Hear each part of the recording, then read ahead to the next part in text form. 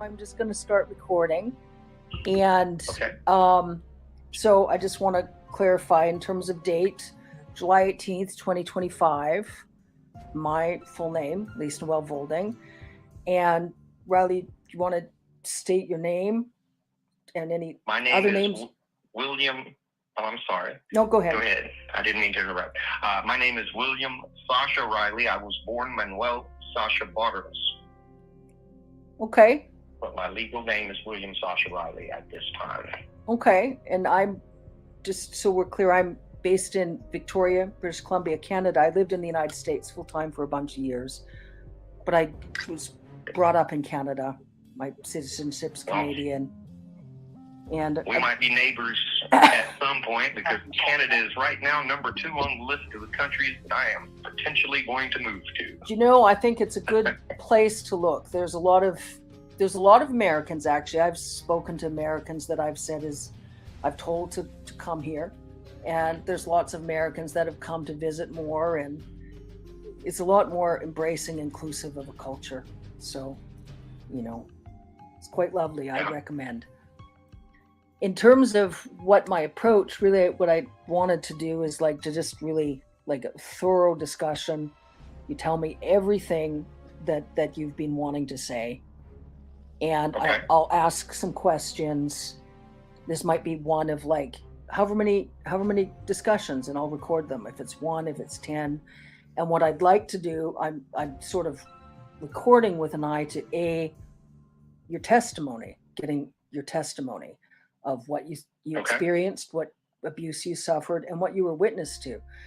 And an eye in terms of being able to get into a format in terms of affidavits, whether we look at getting help from the International Criminal Court, because obviously what you and I have discussed already, there's definitely a whole whack of crimes that have been getting committed by a lot of folks, and is even a case where there could be crimes against humanity charges in regards to Trump. So, and what else I'd like to do is I'd like to look at whether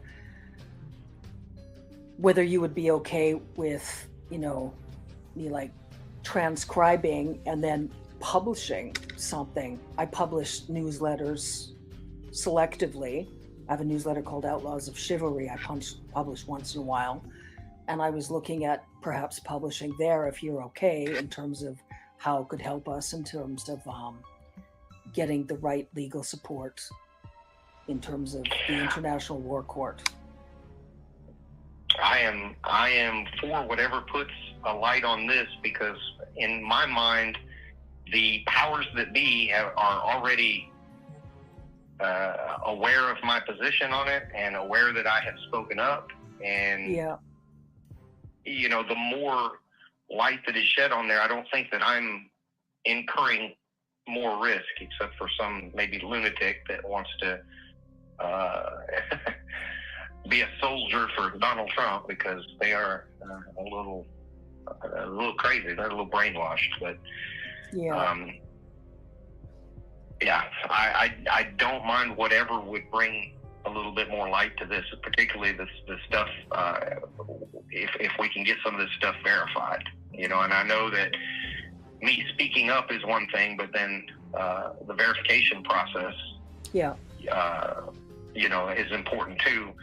And I have read about software where, facial recognition software that taps into the banks of known cataloged child pornography. So if the films that they had me make can be verified, it's not something that I can go online, but I am confident that it's there, because somebody that I served with in the Army got put out of the Army for child pornography, and my chain of command talked to me and they said, hey, some of these images, some of the films or whatever that he had looked just like you. And that was the first time I think I had ever talked to anybody about having done those films. And I told them, yes, when I was a child, I had to do those things.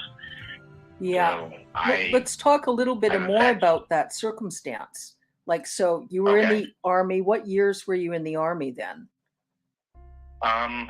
This would have been my second time in the Army. I rejoined in 2002, Yeah. and I retired in 2016. I was in from 91 to 98 as well, so I did a little over 21 years. But the time frame that they pulled me into the office and discussed that would have been around 2008, 2009 time frame. It was obviously it was in garrison, so it was between deployments. Yeah. So around that time is when they talked to me, and yeah, I can just remember. I can remember telling them that I knew it was out there. There was nothing I could do about it, and thinking that there was really no way to go about, anything at that point. I didn't know what I could do about it, if anything. Yeah. So it was from when our emails, it was one of the fellow soldiers that was caught with a bunch of child pornography, and then your commanding officer pulled you into the office to go through and said they'd seen you in the films. I did not look at any of the films. All they said was, hey, we had to look at some of this stuff, and one of those people looks just like you. And that's the first time that I had, I think, ever really spoken about it. And I said, yes, those are probably me. But I did not personally see them. But they described something that I knew that I had been a part of. Yeah. Can you talk about that a little bit? Here's what it more? Was. Yeah. They pulled me in, I can remember First Sergeant Bayless was kind of red-faced, and he said, have you ever made a movie with a black girl? And that obviously was, I'm not a movie star, so obviously that's a very odd question, and I knew exactly what he was talking about when he said that. Mm-hmm. So I said, yes. So he said, okay, well, we have found some images that are of a sexually explicit nature on another soldier's computer, I think, and they look like you. And I said, well, they are me. So he said, and you look underage. I think from that was part of their investigation to confirm that the images of the participants in these films were underage. Mm-hmm. So, that was just a secondary verification that, I was only 12 or 13 at the time of that film, maybe even 11. So, obviously I'm not an adult. And even when I was an adult at 18 or 19, I still looked young. So obviously at 11, 12, whatever I was in that film, I would not have looked like a mature, an adult, Mm-hmm. So it was more, I think, for confirmation that these images were of children. So I don't remember if he actually got court-martialed or if he just got UCMJ, which is just their lower grade of punishment. But I do know that he was chaptered out of the military over it. I think he might have had to do a little jail time, but I don't recall. I can't even recall the soldier's name that got caught with it. I just knew he was an NCO, a staff sergeant. And did anyone else ever talk to you about the films again? Did they ever talk? Did they ever infer that there was any further investigation in terms to when the films were produced? Did they ask you anything about who was involved, or did they?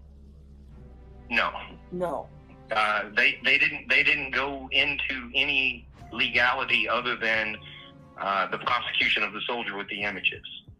So in the military is a little bit different than civilian. I don't want to call it the court system because it's just the officers and NCOs in the military, but they have their sphere of influence. They have their little scope of operation, and if they uncover more, I think that they're required to give it to the civilian authorities, but they don't have any jurisdiction to go further than to just prosecute the soldier for the infraction that he is guilty of, if that makes sense the way I'm saying it. No, I understand. Do they have any duty or is there any legality, or do they have legal requirements to inform civilian prosecutors of Yes, such cases? yes. Okay. If they suspect if there's additional wrongdoing that is outside of their scope of being able to prosecute, and in this case to hold the individual soldier accountable for having this material that he's not supposed to have, Yeah. they prosecute that portion of it. If it is beyond what they can prosecute, then they refer the soldier to civilian court systems. But in this case, the military did handle the prosecution of the soldier, and I think all he got was like 30 days and reduction in rank to E1. They kicked him out of the Army and gave him a less than honorable discharge, I think. I don't think he even got a bad conduct for that, but I know that he was put out of the military. And I think he did the 30 days in jail. I think is the most that they can give you at the level that they prosecuted him at. So I'm not saying that for sure on the jail time, but I do know for a fact he was put out of the military. Okay. So they had films. They had some of those films. What's his name? Cable? Yes, Habel. That was his last name. Habel, I think. Staff Sergeant Habel. I just remembered it. Because I could picture his face, and I just couldn't remember his name. Habel. Okay. Habel. Yes, I'm relatively certain on that name. I don't have the best memory. I was in a blast in Iraq, and one of the things that I struggle with mightily are names. Yeah. But I'm fairly sure that's his name. Okay. And in terms of the films they had, so there was obviously a collection of pornography. Is there anyone you're in contact with of those your commanding officers that would they talk to you? Would they provide evidence, or is it a situation where Michael Bayless is the only one that I remember speaking to about it. I have not spoken to him since I left Fort Carson in 2011. I would think that he would probably remember something like that, just the unusualness of it. First sergeants deal with things day in and day out, but I would think that he would remember that just because of how it's not every day that you have to deal with something like that, Yeah. But it is possible. I think my commanding officer's name at that time was Captain Colasanto. But I'm not sure because you get commanding officers come and go. The first sergeants, they tend to stick around longer. Yeah. But commanding officers are a lot of times they're only there for a year or two, and then they're off to the next thing. So my recollection of the commanding officer may not be accurate. What's the spelling of his last name? Colasanto? Cola, Colasanto. Okay. Saint Cola. Yeah. Okay. Is there anything else you think would be helpful to talk about right now about then, the time frame? That was the first time anyone had ever mentioned to you anything about the films other than when you were involved in filming? Is that accurate? Yes. Okay. Yes. The first time that I can recall anybody that it ever coming up, I always knew that they were, that the films, at least one or two of them were out there. I don't even know how many times I was filmed. But I can tell you that some of them are extraordinarily horrible. I can give you one instance where they were filming us. It was me and a girl that I knew that I had been trafficked with in other venues. And while we were filming, they came in and shot her in the head. So killed her, obviously. So that would be... Was that the runaway? That was another girl, and I can't even remember her name. Yeah. The runaway was tortured to death in a duplex in Enterprise, Alabama. My parents did that, and that wasn't on film, not her being tortured, but that was that black girl that I'm telling you about that later on Michael Bayless had talked to me about. But they went and got her because they were afraid that this was after the investigation in Tennessee, and they were afraid that they would go down for child pornography. So they were wanting to kill her, and then they were wanting to get rid of me via an accident, but they couldn't because they had already tried to kill me several times. They had the incident in Texas involving the Chevy van. There was another instance in Texas where my dad threw me into the middle of a pool and said, sink or swim. And somebody saw it and called the sheriff. So there was a police report on that. And then there was a third instance in Texas where my dad threw me down a flight of stairs. And that one fractured my skull. Now, there may have been other things that happened as well, but I remember those three were enough that they generated an investigation. Yeah. There were enough things that happened in Texas that my dad moved from Texas to Tennessee, and then got in trouble in Tennessee, and then got in trouble in Tennessee, and then moved to Alabama, got in trouble in Alabama, and then we just moved one more time. And you're talking about Alabama. Your adoptive dad, William Kyle Riley, correct? Yes. Yeah. I have located my birth parents. My birth mother lives in Sierra Vista, and my birth father lives in Edmond, Oklahoma, but I have not reached out to either of them. Mm-hmm. I just, within the last year, probably 6 months, I learned where they live. Mm-hmm.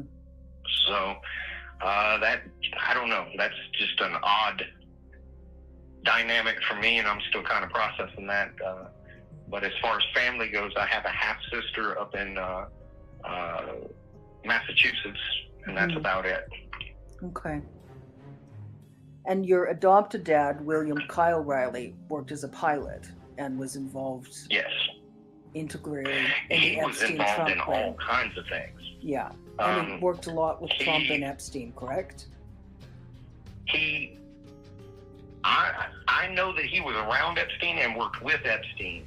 And I want to say that he flew for Epstein. And if not for Epstein directly, like transporting Epstein himself, he did transport some of the rich people to and from these parties that Epstein and company hosted.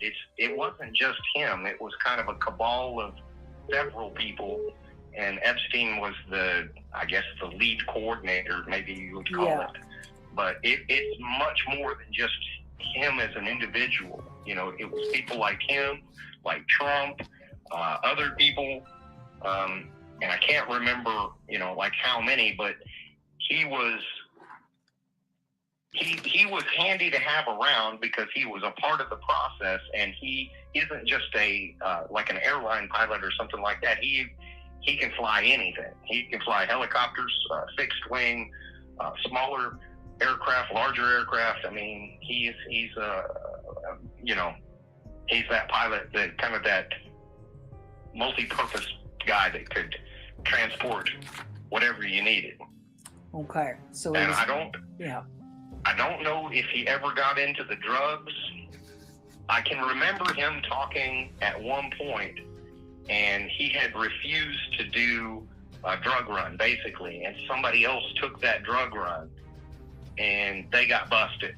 Yeah. So I don't know what kind of aircraft it was or whatever, and it was around Florida that guy got busted at. Maybe he flew down to the Virgin Islands or something like that. I can't remember these specific details, but I can remember the conversation that my dad had talking about, thank God I didn't take that. And because the guy got busted and he wound up, huge amount of charges, 25 to life or whatever the heck he got. But I can remember from his perspective being nervous because the people that he was working with, he was scared that they were going to set him up to take the fall for something, to just get rid of him because he had been involved in so much other criminality that he was really nervous about taking on anything else. I know that's kind of word salad the way that I said it, but I think you kind of understand what I'm saying. I do. No, I understand. I understand perfectly. So your dad would obviously, my understanding is your dad was the kind of pilot that those sort of criminals would want to use, because they could use him to fly anything in any situation. Yep. To airlift Trump out, like you said, when you almost killed Trump, when Trump was assaulting you, or I don't fly think my dad was guests. The pilot in that one. But, he wasn't the pilot in that case? That kind of pilot, absolutely. Okay. I'm sorry, I didn't mean to interrupt. No, that's okay. So, yeah, I've got, I've spoken to folks that, they look for those sorts of pilots. They want pilots that can get guests of traffickers into situations, in and out discreetly, trafficking victims in and out of situations discreetly, and victims that they've killed out of situations discreetly, all sorts of nonsense. So seems like and that's what he did. He shuttled the people, but I can remember him not wanting to cross the bridge over to running drugs. Yeah. Because in his mind, if he got caught with some people, he could just play dumb, and I was just transporting this guy's kid to, from the, here to there. I didn't know anything. So did your dad... I go ahead. Did your dad transport the victims most often? Oh, absolutely. So more victims than guests. I don't want to call them guests. I would say more guests than victims, okay. But he definitely transported both. Okay. And that was either directly for Epstein, like wasn't transporting Epstein so much as Epstein's victims and Epstein's guests. And the clients. Okay, yes. The clients. But he was definitely around Epstein. I can remember the one time that I can remember meeting both of them, and I can't even remember Jeffrey hardly at all, but I can remember the conversation in the car where they kept asking how to say Ghislaine's name because it was unusual, and during that meeting, my mom wanted to get the name right, for whatever. That was important to her, Yeah. And what's your mom's name again? Her name was Mary Lynn Riley. This would be kind of my third mom, because my dad adopted me with a lady named Irene Ursula Liskey was her maiden name. Mm-hmm. Her name is Peter now. But those two adopted me. He got divorced from Irene in 79 or 80 and almost immediately married Lynn. So Irene may have been involved in some of that, but that would be from a time frame that I don't have clear recollection of. I do have clear recollection of Mary Lynn Riley's involvement, but she died via suicide a number of years ago. Okay. Now,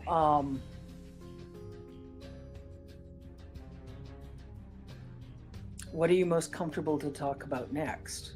I mean, let me ask some more questions in terms of now you told me about Trump and about Biggs and about Jordan. I feel like that's important to discuss in details. And let me ask you a question.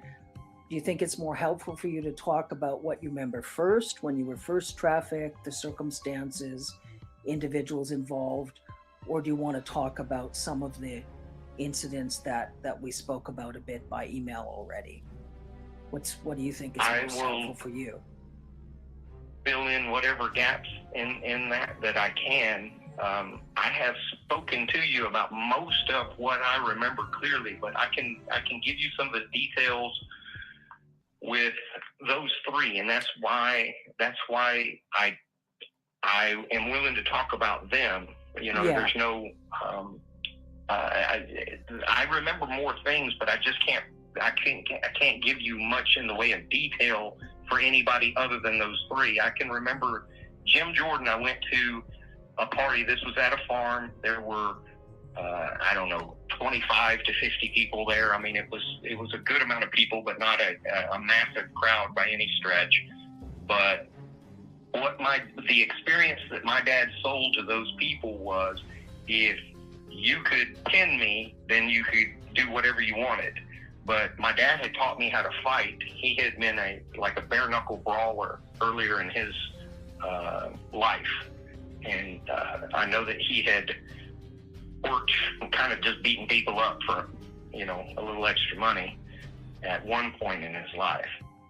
He also entered into like the tough man contest, stuff like that. So it was kind of a game for them, because I was just a child. So you would think that you could just do whatever you wanted, but if they got anywhere near me, I would hit them. And by the time that Jim Jordan assaulted me, I was old enough that those adults, most of them not being athletic in any way, these are people that, they're not fighters by any stretch. Mm-hmm. They couldn't get anywhere near me. And Jim Jordan just sort of rushed me and tackled me, and I might have known how to fight, but I didn't know how to wrestle. So he assaulted me in front of a crowd, and I think that it was filmed, but I can't swear that it was filmed, but it was in front of those 25 or 50 people. And how old were you? That's why I remembered. I was around 12. 12. When that happened. And of those 25, 50 people... Oh, sorry, go ahead. The reason that I remember Jim Jordan is, first, he stood out because he wasn't that much. He's only like 7 or 8 years older than me. So at the time frame that I'm at 12, he is right around just graduating high school, maybe first year or two of college, right? So him being so much younger stood out. And then I remembered his jawline. He has a very pronounced jawline. I remembered his voice. And his mannerisms haven't changed throughout his life either. So when I really started, as soon as Trump went down that escalator and said he was running for president, I got involved in politics. I started watching it. I started watching who supported him and everything like that. And I remember Jim Jordan just from watching him on the floor of Congress, speaking to the different people that go up there and testify. So, and that's him. I just remembered him. So yeah, I know that's not a lot, but you give me a polygraph, I'm going to take it, because I'm 100% sure that it was him. Mm-hmm. And Andy Biggs, I remember, because on the way to this, they took me to a house. This wasn't at a party. This was later, after I had assaulted Trump, and it was kind of a punishment type of thing, where he was going to get to assault me and I guess not pay my parents, and he got to do whatever he wanted.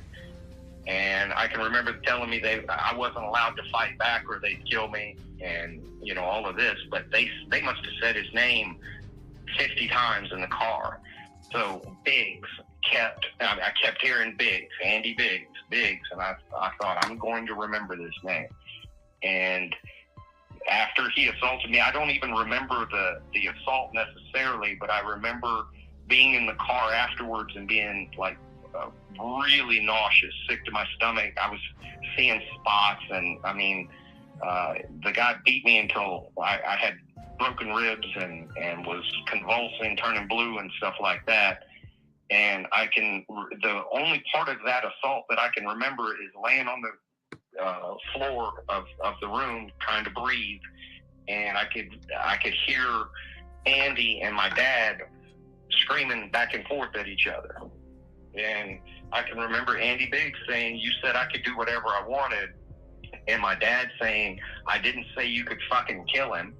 And I think they may have actually thrown blows over it, but there was a heated argument and everything going on for an extended period of time. And then I can remember being in the car, leaving, and just having my eyes closed because my head was spinning and everything, and I was just trying to breathe, just in and out, Mm-hmm. So that's why I remember him so clearly.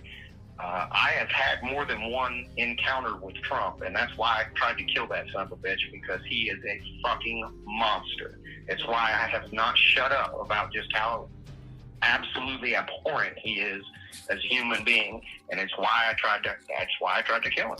Yeah. Because I had decided, I had already seen enough other people die that in my mind I thought, well, they're just going to kill me too at some point, right? I'm not going to survive to be an adult from this. So in my mind, he was the biggest pile of shit that I had ever had to have any contact with. So I was going to take him with me. And how often did Trump assault you?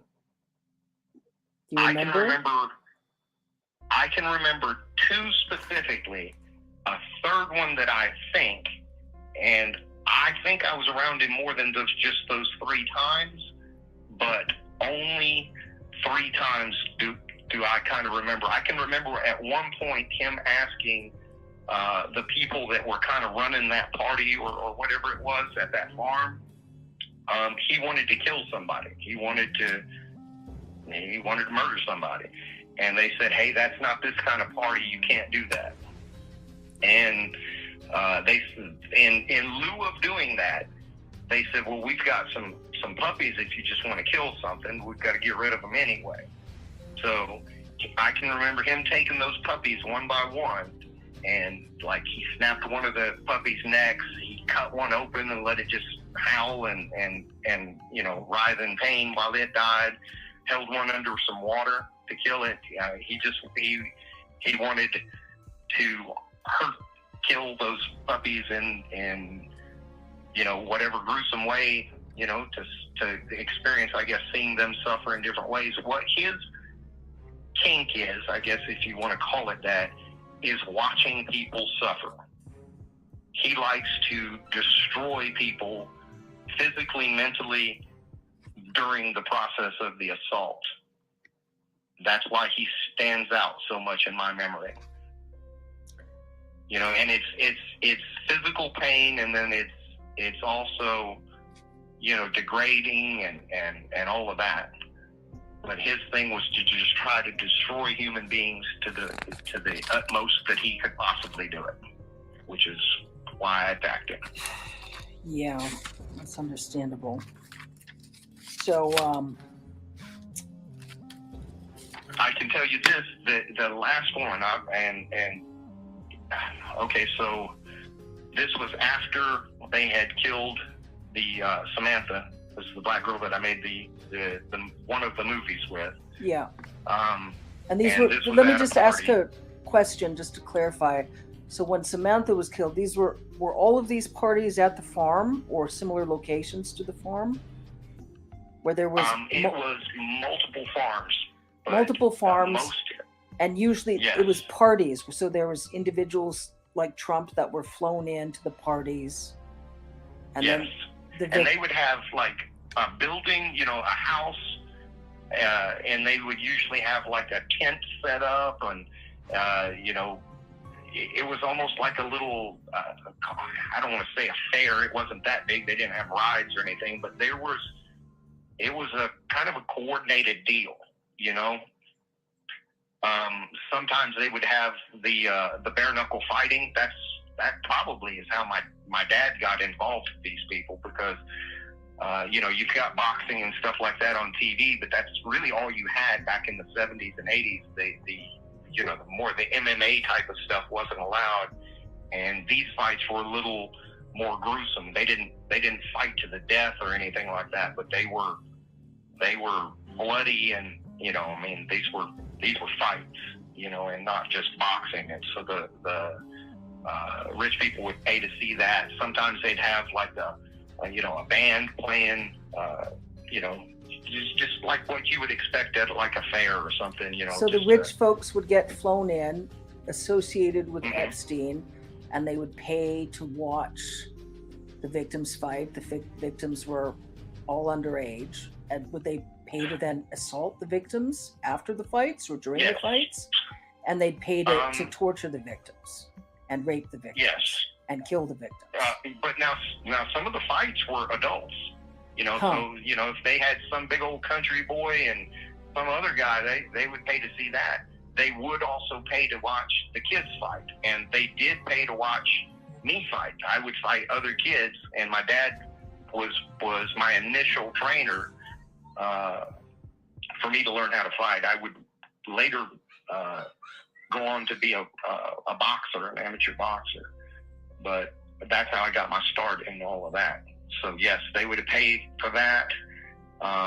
And the experiences were different each time. There wasn't like a set thing. You never really knew what was going to happen. So, part of it, a lot of it just comes down to money, So if they offered $5,000 to have sex with me, then my dad was willing to do that. Whatever the dollar amounts were, I don't know. Sascha, that isn't sex. That's sexual assault. Right. I mean, I just want to say something first. I think you're extremely brave. You behave extremely strong, like a warrior.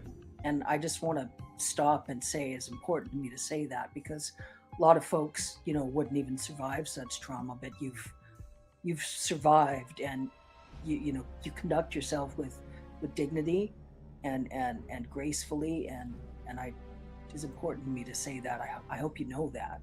I hope you have a sense of your own honor and chivalrousness, especially what you told me in terms of drugs they used on you and how they lured you drugged to behave monstrous towards other kids. I understand. Well, I can remember. I'm sorry, I didn't mean to interrupt, but I can remember some arm of law enforcement showing me video of me harming one of the people that they were filming me with. Now, I don't know how that came about,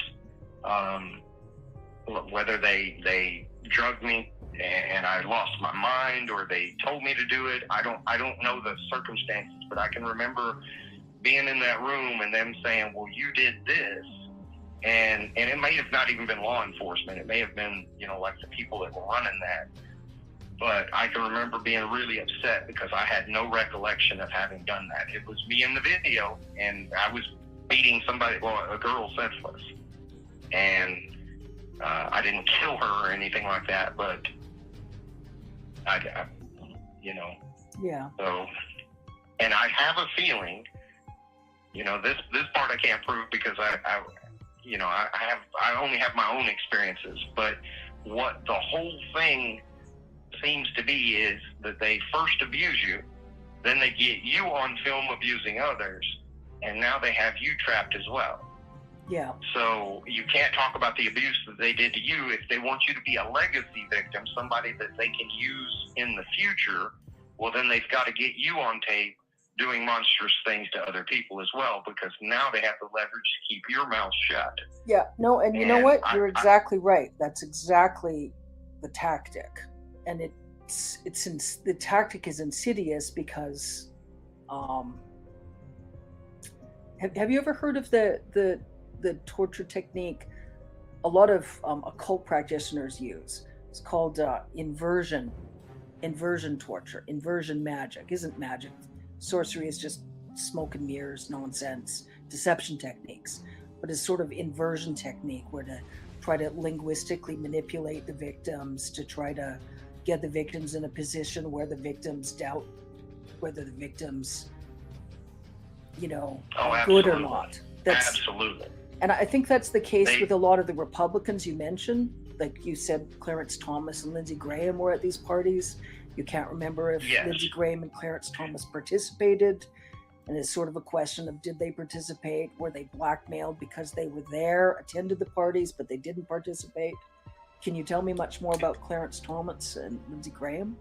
I know the least about him. The only reason that I can remember him is because he was a black man. And I'm sorry, but that club is pretty much just white folks. So having a black person there was very unusual. So he stood out. But the only thing that I can really say is that I remembered him being there, and then I remember what a big deal it was in our household when he got confirmed onto the Supreme Court. Yeah. Because my dad was excited about that because of how high up he was. Now, I can't swear. I may have been assaulted by Clarence Thomas, but I cannot swear to that. If he did assault me, then it was not to the level of something that scared me to the point where I needed to remember it, if that's a good way to put that, which Trump rose to that, and Andy Biggs rose to that, and Jim Jordan rose to that because he was dangerous to me because I could keep most people away from me with my fists, but, you know, he was a good wrestler, so, you know, he scared me in that sense that this is a person that I can't, you know, that I can't keep away from me with my fists. Lindsey Graham, I am fairly sure he has assaulted me, but I just can't put my hand on a Bible and swear to that. Yeah. You know, I know that he was there. I can remember it. He just like Jim Jordan, he has very distinct mannerisms, and his voice is a little unusual as well. So I could remember his voice, I could remember his mannerisms, and then obviously how he looks. So I can put him there, but I just can't. I can't say he did this or he did that exactly. I just can't. Okay.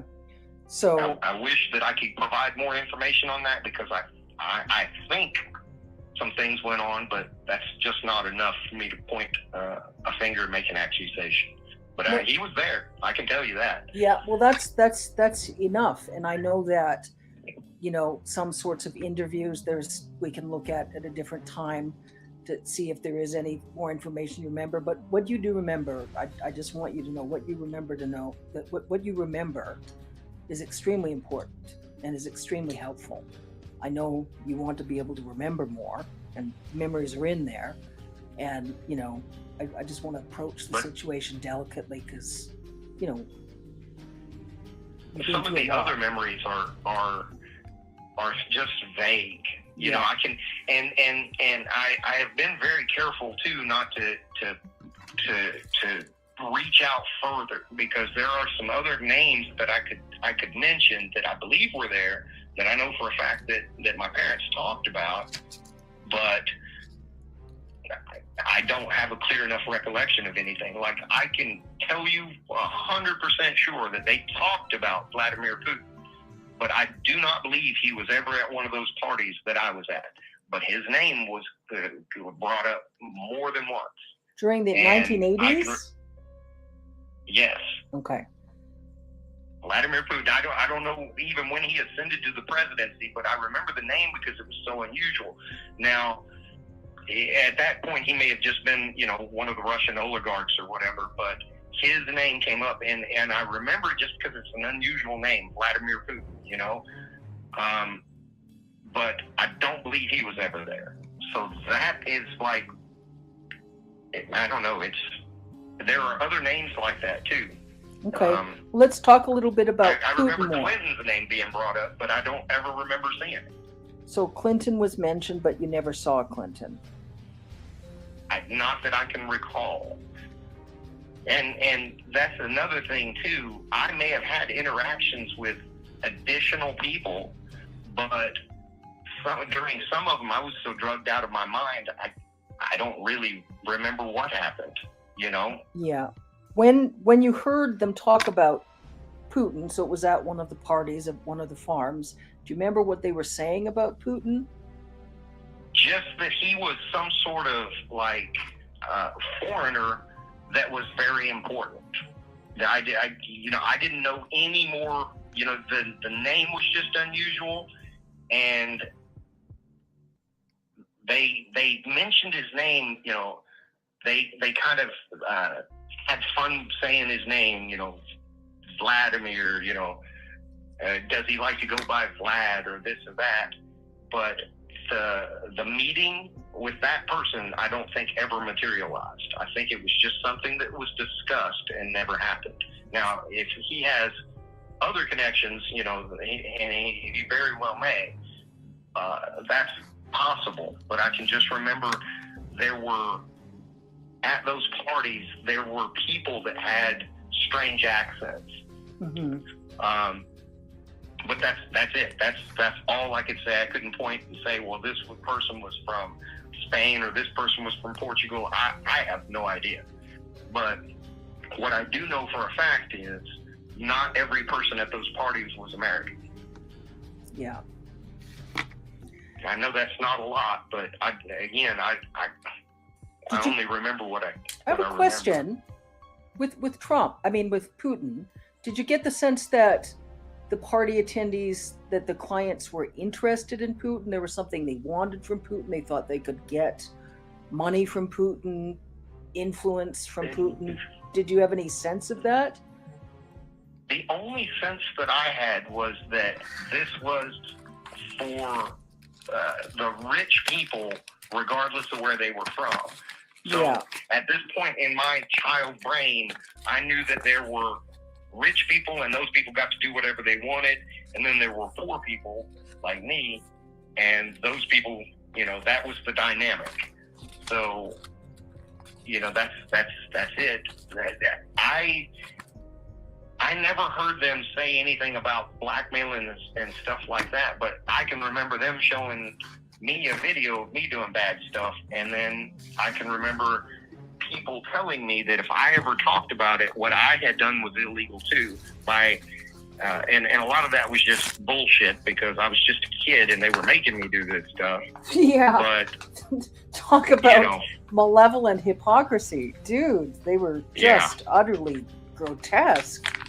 They were trafficking you, they were assaulting you, they were drugging you, and then they were trying to they were trying to make me feel guilty about any of it happening. You. Exactly. When you were in a situation because they were trafficking you.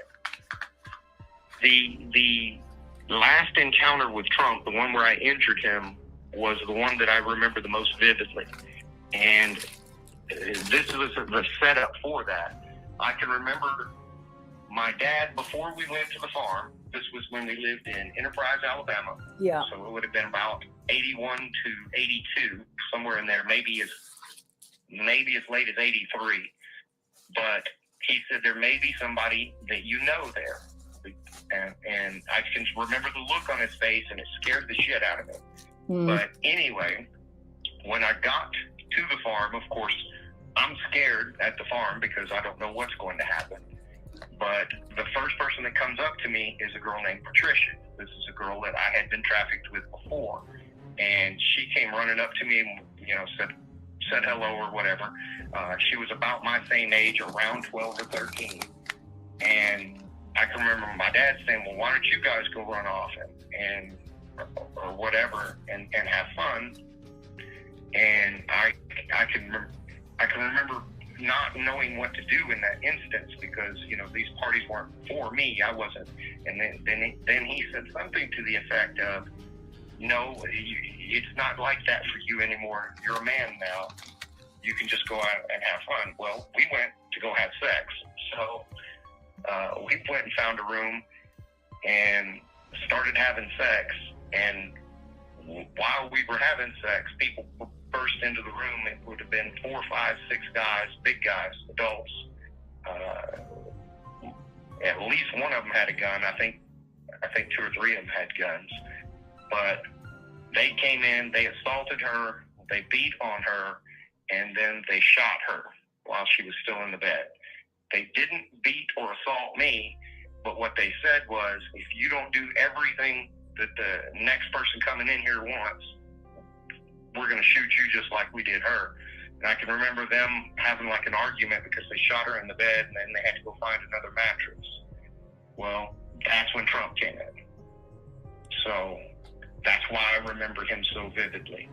And it was at that point I had already decided they're probably just going to kill me anyway. I'm going to take him with them. And I tried, but I did not. How did you... So obviously Trump was extremely violent. Trump's yes. a sadistic psychopath.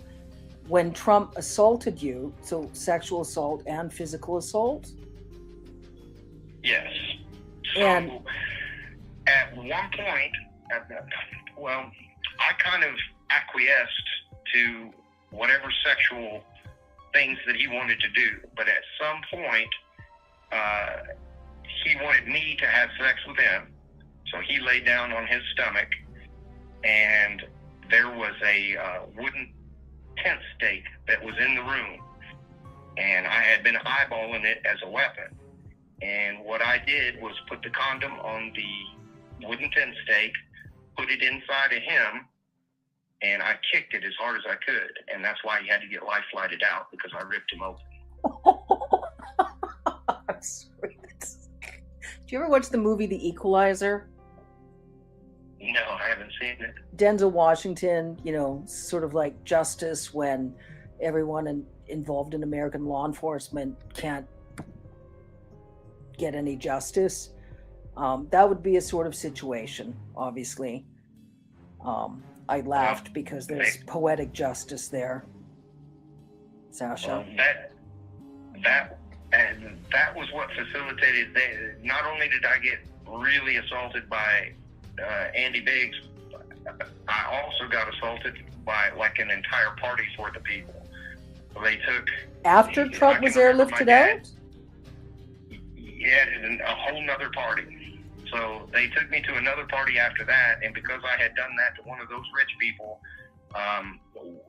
they took me from like station to station, and they could do whatever they wanted. Most of them just beat on me. I can remember me standing there. I'd already gotten beaten up, I don't know, 5-6 times, and I can remember somebody urinated on me, and I said, "Thank you for not hurting me." And he just hauled off and punched me in the side of the head and knocked me out. I can remember leaving that party, and my dad was just kind of dragging me out of there. It was another instance, just like with Andy Biggs, where I got beaten to the point where, the room was spinning. I was nauseous, probably throwing up, maybe some broken bones, badly. And how many perpetrators did you say again? 20 to 40, 25 to 40 perpetrators? People that were there, yes. I would say probably 8 or 10 that just beat the absolute hell out of me. And some of them probably sexually assaulted me, but I can't remember. I can remember getting hurt, just getting beaten up and, Was that before you tried to defend yourself from Trump or after? Do you remember? That was after. That was after. As a punishment, if you want to call it that. What happened at that party was part of the punishment, and then I can remember them saying that this is the last of it when I had to go see Andy Biggs, but Andy Biggs almost fucking killed me. So I remember him to this day. So when Andy Biggs almost killed you was after Trump as well? Yes. Okay. After Andy Biggs was after Trump. The party that a whole bunch of people assaulted me was after that, and then the last one was Andy Biggs, and then I can remember my dad saying no more.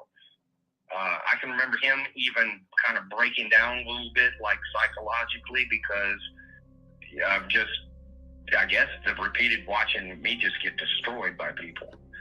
You got to understand, it's not like boo-boos and Band-Aids. They were breaking ribs and really hurting me. I've got like a deformed rib cage to this day. No, sounds like they were trying to torture you just to the point of death, to punish you and to send a message. They tried over and over again to hint to me to get me to kill myself. Yeah. And I can remember thinking, there's no way I'm going to kill myself because that's what they want. So I kind of survived some of that just out of spite, to be honest with you. There's really no other way to put it, but I wasn't going to. I can remember hating my mom so much that I just did not want to give her the satisfaction. Yeah. She, as bad as my dad was, Mary Lynn Riley was even more evil. Her thing was sexually torturing me.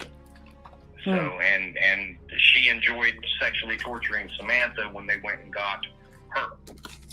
And Samantha was the runaway that Riley, yes, the runaway that William she was lived in a brothel, basically, a house where they had 4 or 5 underage girls that they had scooped up from wherever they got them from, and they would use those girls at these parties. Well, at one time, they sent me to go be a part of that brothel. So that's when I made friends with Samantha, Patricia, and Sarah, and those are the only 3 that I can remember their names. But Sarah committed suicide, Samantha was tortured to death, and Patricia was the girl that got shot in the bed before Trump came in. Did Patricia die? Oh, yeah. Yeah. Yes. So Samantha, Patricia, and Sarah, and all 3 died. Yes. Yes. So Samantha was the runaway that was murdered by your adoptive parents. Yes. Patricia committed suicide. Sarah committed suicide, and Patricia Yes. was murdered in the bed before Trump came in. And then they threatened Yes. you and on the said to farm. let Trump do whatever Trump wanted to do to you, or they would shoot you in the head as well. Yes. Yes. Okay.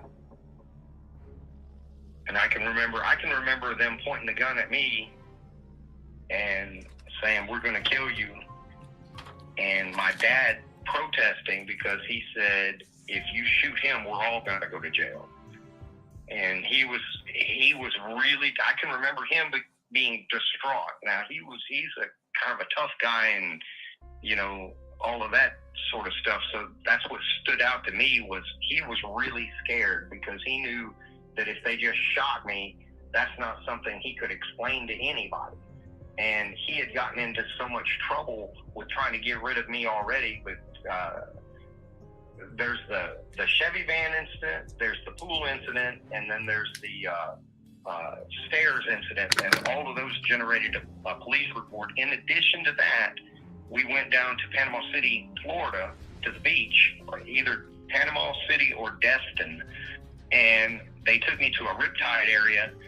I didn't know it was a riptide area. There were no other people on the beach. It was just us. But within like 100 yards, 150 yards, there's the regular beach where people were at. You know how they have the riptide zones. They don't want you out there, right, for obvious reasons. Well, they took me to one of these zones and had me, say, hey, come out here and play in the water and this and that. And for the first few minutes, it was just the 3 of us playing in water, and I'm just a kid. The beach is awesome. So at any rate, they go back in. I'm out there playing. Eventually, that current gets me, and I don't know how to swim at this point in my life.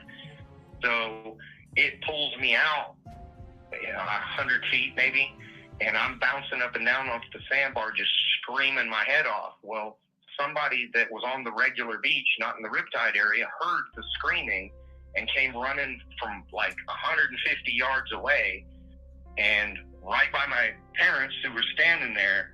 And he goes out there and gets me, fishes me out. By the time he comes back, he's nearly exhausted.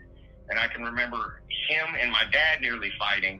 And at this point, there are other people that are coming, and that scares the shit out of my dad. But there was another police report with that, and I know that police report followed us back up into Alabama, because the sheriff came down there and talked to my dad in Alabama. So there was another investigation for sure. So all of those things had already happened, and my dad was terrified that if something happened to me, especially so close to all of these other things, that all of these other investigations, he pretty much knew he was going to go to jail over it.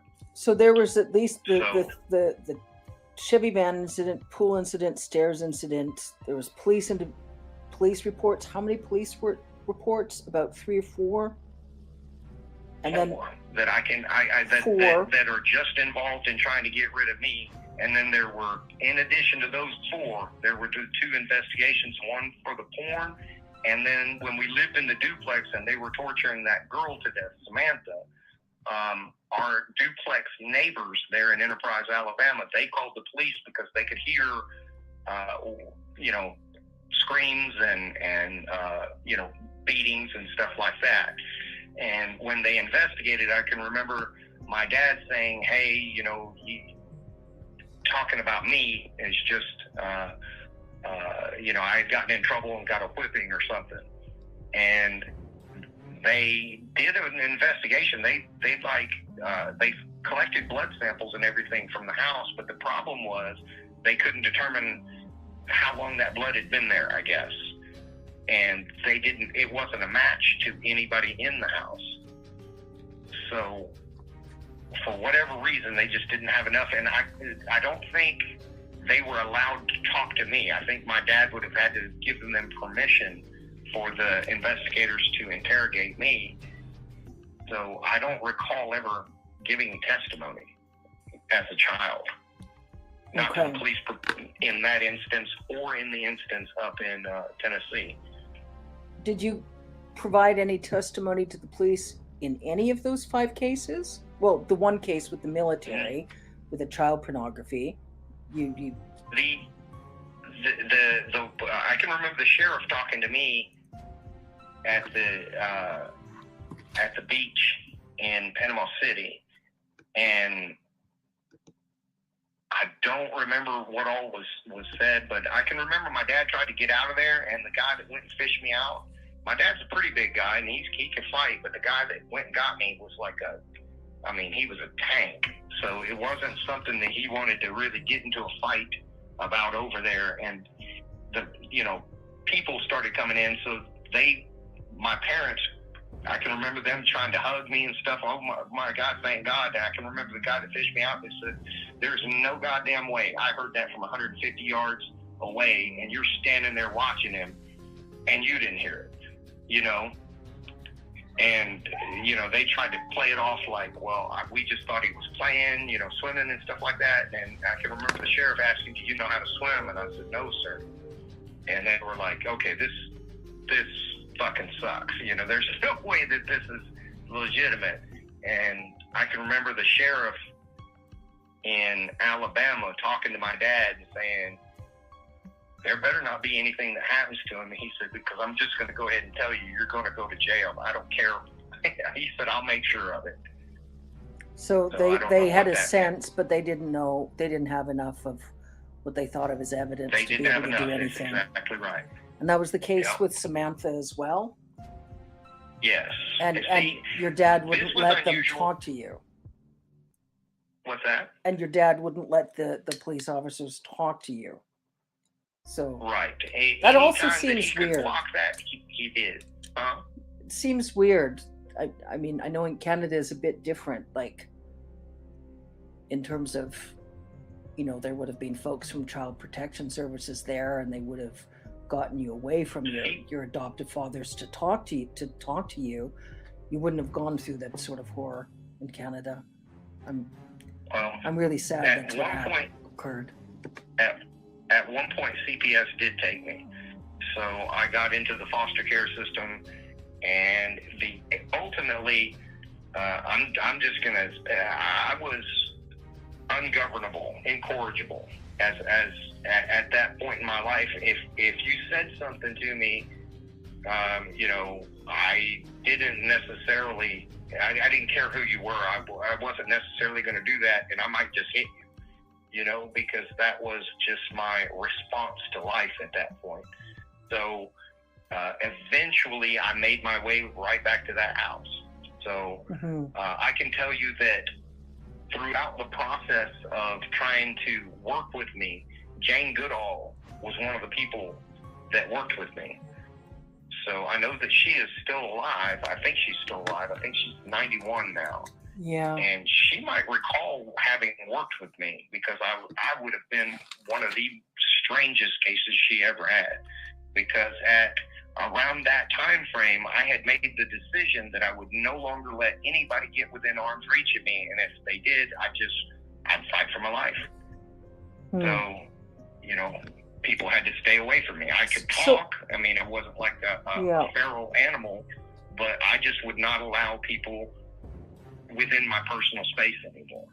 And because of her work, with apes and everything, with gorillas, they kind of reached out to her to make contact with me to see if they could help me. Yeah. And did you talk to Jane Goodall at all about what you'd experienced getting trafficked? I know when you and I spoke by email, messenger, you said was from during about 1978 to 1986 is what you remembered, 9 to 13, but you're not sure it could have been as early as 6 or 7 years old. Right. I don't really start remembering what was going on until about 10 or 11. And I just know that it happened before that. I can remember being sexually assaulted by family. That's some of my very first memories. So, but as far as taking me to other places and these parties and whatnot, I know that sort of thing was happening, but I just don't have a good enough recollection to really piece together much of a story. So whether you were 6 or 7 years old or 10 or 11 years old with the parties when you Right. Okay. I know family was assaulting me, and then friends of family were assaulting me as early as 6 or 7. I know that. Some of my very first memories are of being assaulted. But as far as taking me to places to make money at these parties, I don't have a clear recollection. It may have happened as early as the first sexual assaults that were happening with family. But I don't have a clear recollection if that was going on to that scale at that time, but do have a recollection from about 10 or 11. Okay. So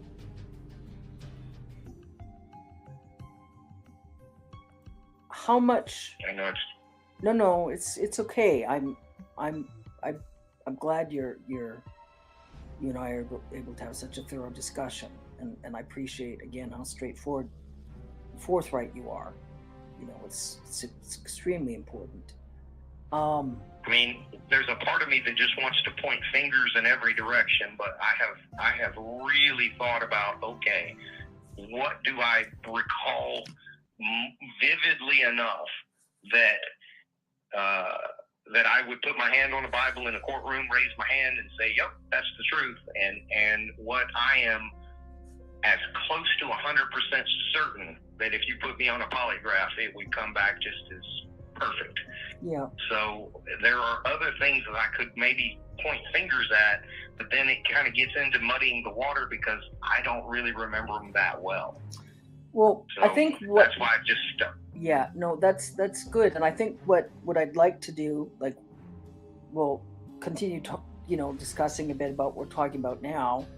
The things that you're less sure of, I'd like to look at a second a conversation just entirely focused on what you're not sure of, just because I think there is some important information there, but I don't want to muddy the waters in terms of what we're speaking about now that you are willing to testify in a court of law about. So let's continue focusing about any of the details about what you're willing to swear to in a court of law, and then then let's look at. I would maybe look at, say, a second discussion and any follow-on questions from this discussion, or I might just look at getting everything transcribed. And I'm just going to look at it raw, because honestly, in terms of, there's obviously thousands and thousands of pieces of video footage, film that the FBI took, that's all gone into some whoever's been trying to profit off of is nonsense. So what I'm looking at, I'm thinking even a combination, like just a brief summary from me, like a paragraph, and I'll even look at just publishing the raw audio file of our discussion with the text messages, because I think the context is really important. I think especially because there's been so much collusion regarding copy editing of video footage that, folks that are really that are genuinely wanting justice, for them to just hear the audio recordings and read the text messages is plain as day. Anybody that experiences an ounce of integrity will be able to discern the truth. And I think it's so important. And I kind of wanted to discuss one other thing too. One kind of theme at these parties that seemed to be very very well thought out is they would have a larger party in the beginning, right? And in these larger parties, you might have, say, a couple of fights or some drug use or things that were kind of, let's say, mildly illegal. But the parties would go on for multiple days, and as the thing wound down to the smaller inner circle and the last day or last 2 days or whatever, that's when the really horrible shit happened.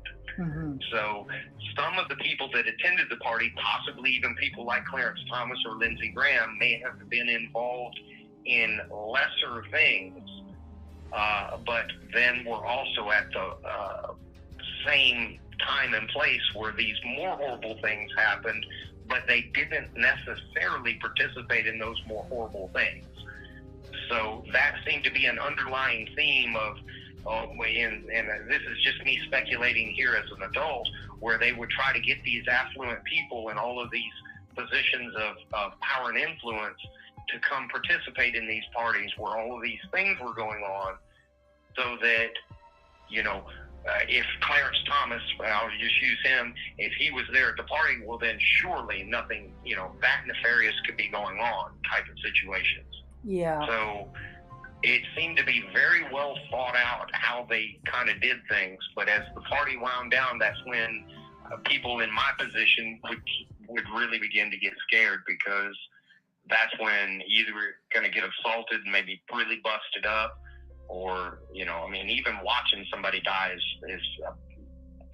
really fucking horrible, Did you see anyone else die besides Samantha and Patricia? Yes. Yes. So I watched a grown man get beaten to death. He had done something that pissed off the people that were running it, and they killed him.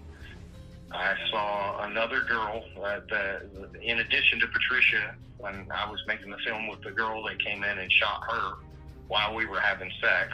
That was some sort of snuff film. Yeah. And then in the brothel, there were 2 people that got killed. Sarah killed herself, and then a girl, I don't remember her name, she was shot and killed, and then another girl was also shot and killed. Okay. And all of these... remember, no, go ahead. Me and Samantha having to clean up. We didn't have to do anything with the body, but I can remember me and Samantha had to clean up the blood and everything from both Sarah's suicide, which was an assisted suicide. Samantha actually shot Sarah, but Sarah wanted her to do it. She just couldn't pull the trigger herself. So Samantha did it. I was in the room when she did. But it wasn't a murder. Samantha didn't murder her. Sarah I can remember her just saying, I can't go to another party. I can't be here. Please, Another of the victims, I don't know if you've read about, the British woman, Sarah Ransom, was on the Epstein Island and tried to swim off the island and was willing to drown than go through another. Yeah, torture. It's some horrible shit. Yeah. And I can remember the hillbillies that my dad sold me to when I was small. They were mean, but I can remember the meanest motherfuckers are those rich people. They are just demonic, Trump included. Yeah. Well, I'm going to ask you some questions there again. So with the rich folks that you were sold to, that was all associated with the Epstein-Trump trafficking ring. And you said to me you thought Yes. Trump ran things with Epstein. Is that true? Oh, yes. He was not just a client. He was one of the people that facilitated all that stuff. It was almost like, and this is just my childhood brain piecing it together, it was almost as if Epstein worked for Trump. And not just Trump, but him and maybe 6 or 8 other super rich guys. So do you remember Epstein ran it Yeah.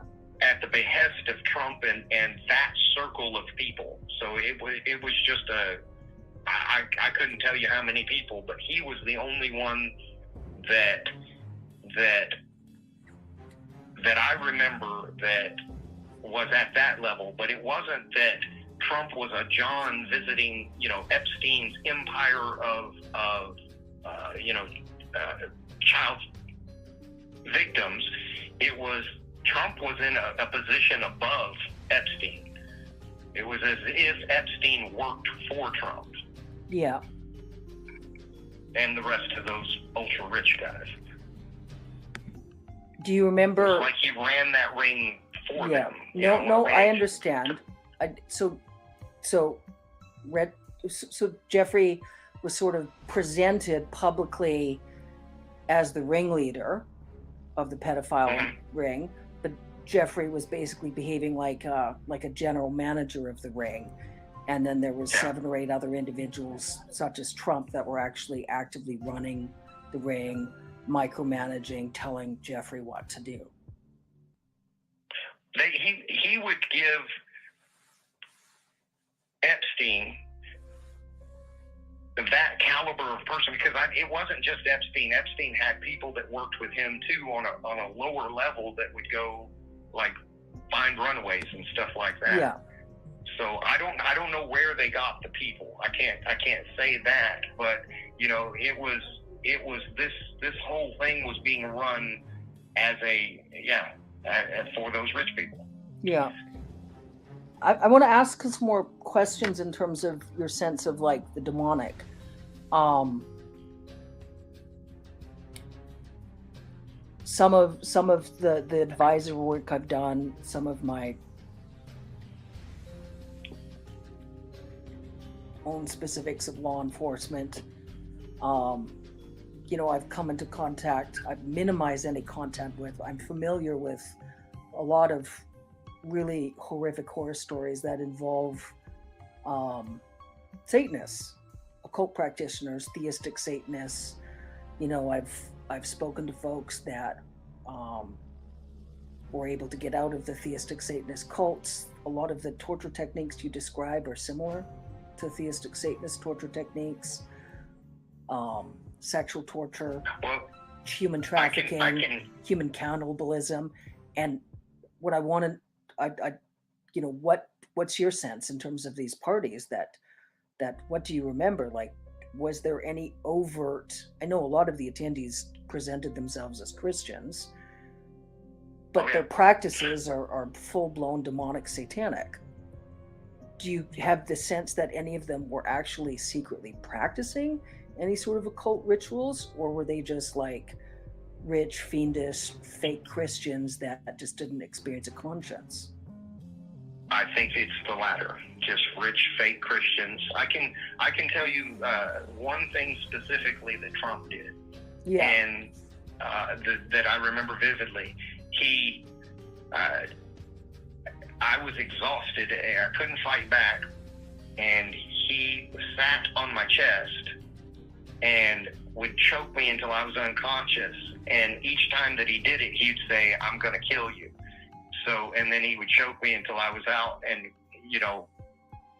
he did that, half a dozen times or however many times. And I can remember him saying, "I thought I killed you that time. I'm really going to do it this time," and then choke me again. So he would just do that over and over again until he got bored of it. So did you get the sense that he was trying to kill you, or just to torture you about the thought of killing you? In the moment, you think you're going to die. Yeah. And that's the experience that he wants to see the fear in another human being's eyes that thinks that he's killing him, Yeah. But looking back, I just think he was just torturing me. I think if had he wanted to kill me, he could have. He could have just kept choking me until I was gone. Because I did get choked until I was unconscious. I don't know, as many as half a dozen times, maybe more. Yeah. So that's the type of thing that he would do, or worse. I believe, I wouldn't swear to this, but I believe that on that instance, my dad had told him, hey, you can't bust him up. You can't break stuff. Because all his CPS bullshit. Yeah. So, and I want to say he was upset at the end of that too because of the bruising. They didn't break bones or anything. But, obviously I had bruising around my neck and different bruises on my body. And that's something else too that I'm just remembering right now as I'm talking to you. At least one instance, the school nurse got CPS involved, I believe, in both Tennessee and Alabama because of the bruises that I showed up to school with. Yeah. And of course, my parents just said, hey, he's clumsy, he fell out of a treehouse or whatever excuse they gave, but it was looked into, but obviously nothing materialized from it. Okay. So, let me see. Can I call you back in about 10 minutes? Sure, absolutely. Okay. I just want to make sure I've got the recording set. I want to get into a file folder and get some duplicates, and then I'll call you back, okay? Okay, sounds good. Talk to you in a minute. Bye-bye. If you crave nature but still shop online, Night and Day Herbals is your dream come true. Discover premium herbal soaps, shampoos, and CBD products. All organic, all for you. Shop now at nightandayherbals.com.